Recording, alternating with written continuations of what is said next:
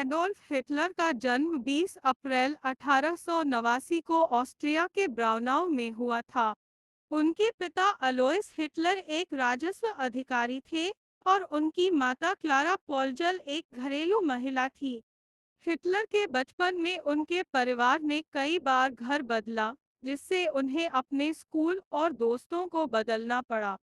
इसने हिटलर को एक अकेला और असुरक्षित व्यक्ति बना दिया। हिटलर ने अपनी स्कूली शिक्षा लीन, ऑस्ट्रिया में पूरी की। वह एक औसत छात्र थे, लेकिन उन्हें चित्रकला में बहुत रुचि थी। हिटलर ने Vienna academy of fine arts में दाखिला लेने की कोशिश की, लेकिन उन्हें 2 बार अस्वीकार कर दिया गया। हिटलर ने इसके बाद वियना में एक छोटे से कमरे में रहना शुरू किया और चित्रकला का काम करने लगे, लेकिन उन्हें बहुत कम पैसे मिलते थे और उन्हें अक्सर भूखा रहना पड़ता था। प्रथम विश्व युद्ध के दौरान हिटलर ने जर्मन सेना में भर्ती होने का फैसला किया। वह एक कॉर्पोरल के रूप में युद्ध में शामिल हुए और कई बार घायल हुए। युद्ध के दौरान हिटलर को आयरन क्रॉस के साथ सम्मानित किया गया। युद्ध के बाद हिटलर ने जर्मनी में राजनीति में प्रवेश किया। वह जर्मन वर्कर्स पार्टी में शामिल हुए और जल्द ही पार्टी के नेता बन गए। हिटलर ने अपनी राजनीतिक शक्ति का उपयोग करके जर्मनी में एक तानाशाही सरकार स्थापित की। उन्होंने नाजी पार्टी की स्थापना की और जर्मनी को एक शक्तिशाली और आक्रामक राष्ट्र बनाने का प्रयास किया। हिटलर की नीतियों ने जर्मनी को एक विश्व युद्ध में धकेल दिया। द्वितीय विश्व युद्ध के दौरान हिटलर की सेनाओं ने यूरोप और अफ्रीका में कई देशों पर हमला किया। हिटलर की नीतियों ने लाखों लोगों की मौत का कारण बना। उन्होंने यहूदियों, रोमा और अन्य अल्पसंख्यक समूहों के खिलाफ नरसंहार किया। हिटलर की मौत 30 अप्रैल 1945 को बर्लिन में हुई। उन्होंने अपनी पत्नी ईवा ब्राउन के साथ आत्महत्या की। हिटलर की विरासत आज भी विवादास्पद है। उन्हें एक तानाशाह और एक नरसंहारी के रूप में याद किया जाता है, लेकिन उनकी नीतियों और कार्यों ने जर्मनी और दुनिया को हमेशा के लिए बदल दिया है। हिटलर के जीवन का दूसरा भाग उनके राजनीतिक करियर और जर्मनी के तानाशाह बनने की कहानी है। हिटलर ने 1919 में जर्मन वर्कर्स पार्टी में शामिल हुए और जल्द ही पार्टी के नेता बन गए। उन्होंने अपनी शक्तिशाली भाषण क्षमता और अपने राजनीतिक कौशल का उपयोग करके पार्टी को मजबूत बनाया। 1923 में हिटलर ने म्यूनिख में एक तख्तापलट का प्रयास किया, लेकिन यह असफल रहा। उन्हें गिरफ्तार कर लिया गया और उन्हें 5 साल की जेल की सजा सुनाई गई, लेकिन उन्हें केवल 9 महीने जेल में रहना पड़ा। जेल से रिहा होने के बाद हिटलर ने अपने राजनीतिक करियर को फिर से शुरू किया। उन्होंने अपनी पार्टी को मजबूत बनाया और 1933 में जर्मनी के चांसलर बन गए।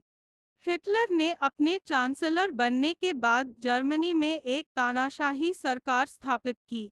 उन्होंने अपने विरोधियों को दबाने के लिए एक शक्तिशाली पुलिस बल का गठन किया और उन्होंने जर्मनी के संविधान को भी बदल दिया। हिटलर ने जर्मनी को एक शक्तिशाली और आक्रामक राष्ट्र बनाने का प्रयास किया। उन्होंने जर्मनी की सेना को मजबूत बनाया और उन्होंने जर्मनी के पड़ोसी देशों पर हमला करना शुरू किया। 1938 में हिटलर ने ऑस्ट्रिया पर हमला किया और उसे जर्मनी में शामिल कर लिया।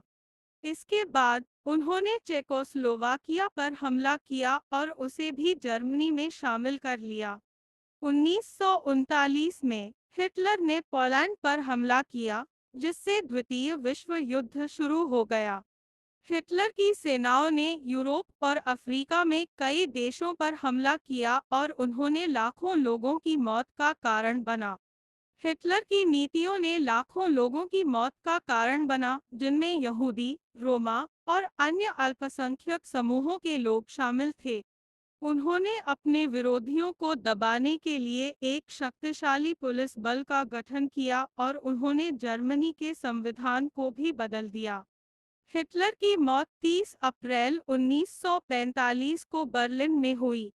उन्होंने अपनी पत्नी ईवा ब्राउन के साथ आत्महत्या की।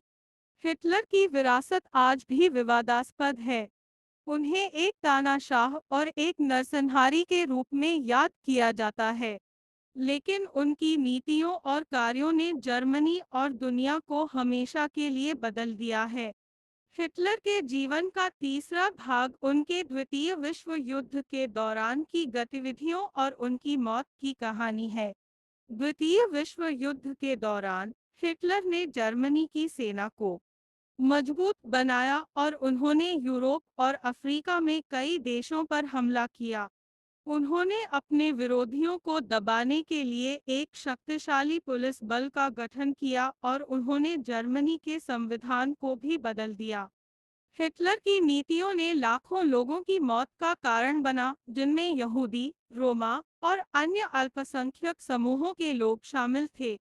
उन्होंने अपने विरोधियों को दबाने के लिए एक शक्तिशाली पुलिस बल का गठन किया और उन्होंने जर्मनी के संविधान को भी बदल दिया। 1945 में सोवियत सेना ने बर्लिन पर हमला किया और हिटलर की सेना को हराया। हिटलर ने अपने बंकर में आत्महत्या करने का फैसला किया। 30 अप्रैल 1945 को हिटलर ने अपनी पत्नी ईवा ब्राउन के साथ आत्महत्या की। उन्होंने साइनाइड की गोलियां खाई और अपने बंकर में मारे गए।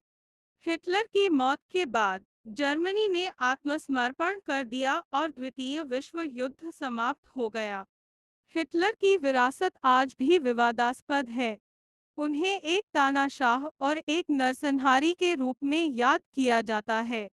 हिटलर की मौत के बाद जर्मनी ने अपने अतीत को स्वीकार किया और उसने अपने द्वारा किए गए अपराधों के लिए माफी मांगी। जर्मनी ने अपने संविधान में बदलाव किया और उसने अपने नागरिकों के अधिकारों की रक्षा के लिए कदम उठाए। आज जर्मनी एक मजबूत और स्थिर लोकतंत्र है, जो अपने अतीत को स्वीकार करता है और अपने नागरिकों के अधिकारों की रक्षा करता है। हिटलर की विरासत आज भी विवादास्पद है, लेकिन जर्मनी ने अपने अतीत को स्वीकार किया है और उसने अपने द्वारा किए गए अपराधों के लिए माफी मांगी है। हिटलर के जीवन का चौथा भाग उनके व्यक्तिगत जीवन और उनके मानसिक स्वास्थ्य की कहानी है। हिटलर का व्यक्तिगत जीवन बहुत ही जटिल था। उन्होंने अपने जीवन में कई महिलाओं के साथ संबंध बनाए, लेकिन उन्होंने कभी भी शादी नहीं की। हिटलर की सबसे प्रसिद्ध प्रेमिका ईवा ब्राउन थी। ईवा एक युवा महिला थी जो हिटलर के साथ काम करती थी। उन्होंने हिटलर के साथ एक गहरा संबंध बनाया और उन्होंने हिटलर के साथ शादी करने का फैसला किया। हिटलर और ईवा की शादी 29 अप्रैल 1945 को हुई थी। यह शादी बहुत ही गुप्त थी और इसमें केवल कुछ करीबी दोस्त और परिवार के सदस्य शामिल थे। हिटलर के मानसिक स्वास्थ्य के बारे में भी बहुत कुछ कहा गया है। उन्हें कई बार मानसिक बीमारी के लिए इलाज किया गया था और उन्हें कई बार आत्महत्या के विचार भी आए थे। हिटलर के मानसिक स्वास्थ्य के बारे में कई विद्वानों ने अलग-अलग राय दी है। कुछ विद्वानों का मानना है कि हिटलर बाइपोलर डिसऑर्डर से पीड़ित थे, जबकि अन्य विद्वानों का मानना है कि वह सिजोफ्रेनिया से पीड़ित थे। हिटलर की मानसिक बीमारी के बारे में बहुत कुछ कहा गया है, लेकिन यह स्पष्ट है कि वह एक जटिल और मानसिक रूप से अस्थिर व्यक्ति थे। हिटलर की कहानी एक जटिल और विवादास्पद व्यक्ति की कहानी है। वह एक तानाशाह थे जिन्होंने लाखों लोगों की मौत का कारण बनाया, लेकिन वह एक जटिल और मानसिक रूप से अस्थिर व्यक्ति भी थे। हिटलर के जीवन का पांचवा भाग उनके युद्ध के दौरान की गतिविधियों और उनके अंतिम दिनों की कहानी है। 1944 में हिटलर की सेना ने यूरोप में कई देशों पर हमला किया। उन्होंने फ्रांस, बेल्जियम और नीदरलैंड्स पर हमला किया और उन्हें अपने नियंत्रण में ले लिया। लेकिन हिटलर की सेना को जल्द ही सोवियत सेना के साथ युद्ध करना पड़ा। सोवियत सेना ने हिटलर की सेना को पूर्वी मोर्चे पर हराया और उन्हें जर्मनी की सीमा तक धकेल दिया। 1945 में हिटलर की सेना ने बर्लिन की रक्षा करने का प्रयास किया, लेकिन सोवियत सेना ने उन्हें हराया और बर्लिन पर कब्जा कर लिया। हिटलर ने अपने अंतिम दिनों में अपने बंकर में रहना शुरू किया। वह अपने करीबी सहयोगियों के साथ मिलकर अपने युद्ध के प्रयासों को समाप्त करने का प्रयास कर रहा था, लेकिन हिटलर की स्थिति जल्द ही खराब हो गई। सोवियत सेना ने बर्लिन को घेर लिया और हिटलर के बंकर पर हमला करना शुरू किया। 30 अप्रैल 1945 को हिटलर ने अपनी पत्नी ईवा ब्राउन के साथ आत्महत्या करने का फैसला किया। उन्होंने साइनाइड की गोलियां खाई और अपने बंकर में मारे गए।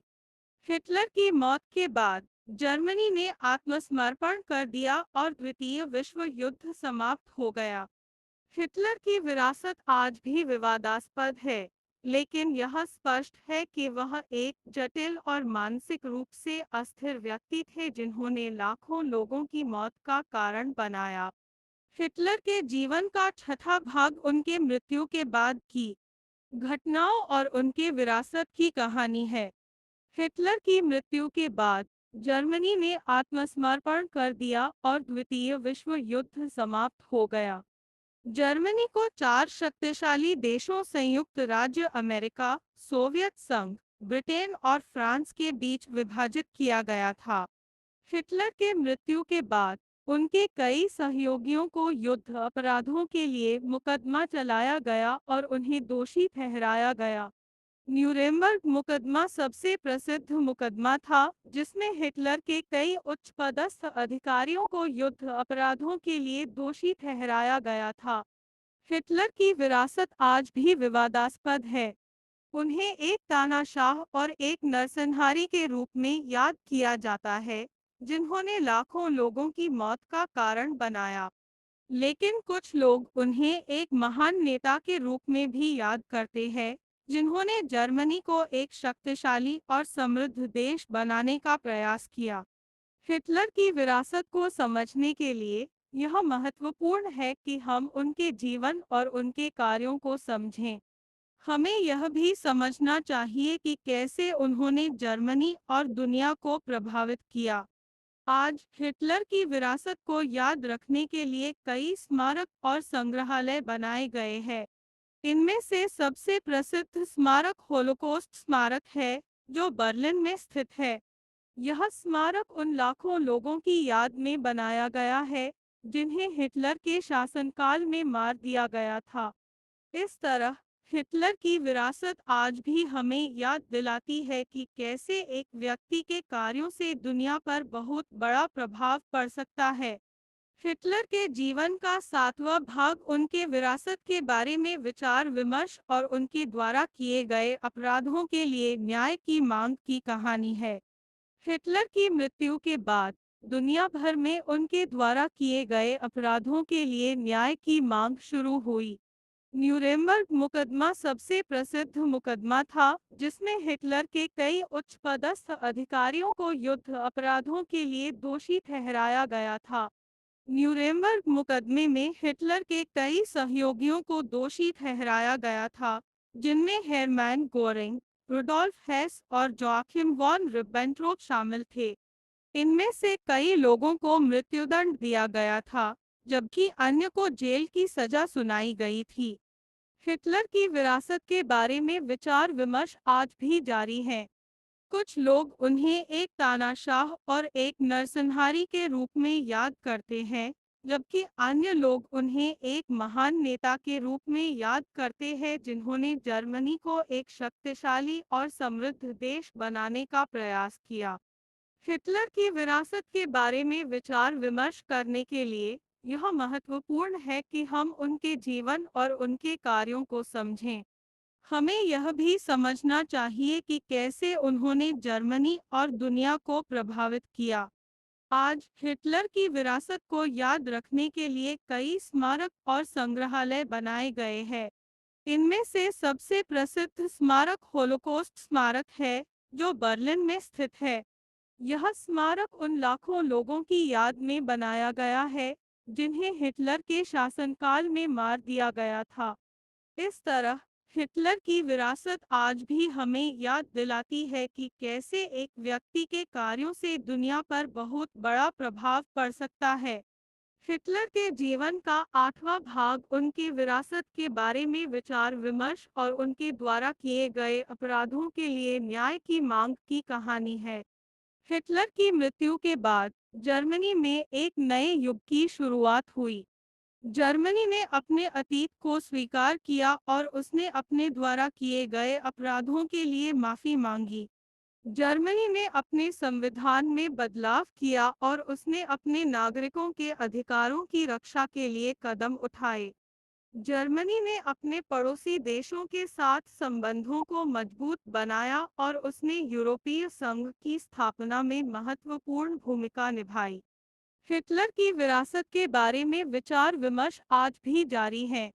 कुछ लोग उन्हें एक तानाशाह और एक नरसंहारी के रूप में याद करते हैं, जबकि अन्य लोग उन्हें एक महान नेता के रूप में याद करते हैं जिन्होंने जर्मनी को एक शक्तिशाली और समृद्ध देश बनाने का प्रयास किया।